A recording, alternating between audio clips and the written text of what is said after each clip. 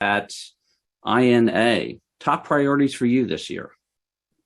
So probably the highest of my priorities for this year is increasing the level of automation, not just across, our SOAR infrastructure, but also across, how we do governance, risk, and compliance, how we do continuous monitoring, how we do, configuration management monitoring, an audit and all of those things. And the integration of all of those, different pieces of data to create like a real-time understanding of risk across our enterprise.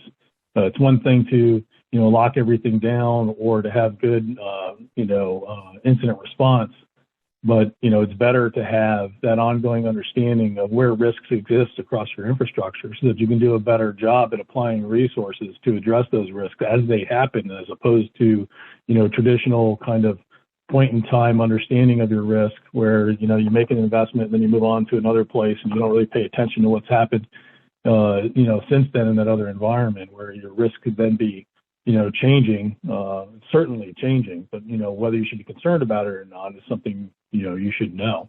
But it'll also help us to then reprioritize resources that we have today doing more manual activities that aren't necessarily of great value, and putting those resources to work on the harder problems that we have, the real contextual problems, the things that computers aren't quite as good at as humans.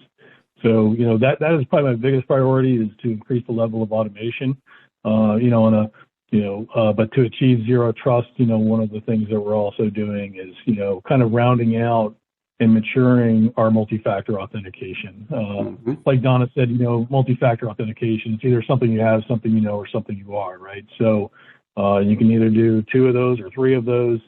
And in some cases, we are doing 3, right? Where, it's really necessary, where we've got folks that have access to systems of, most value with sensitive data. We're applying, a third factor there, but then also maturing that to the application level. Sure.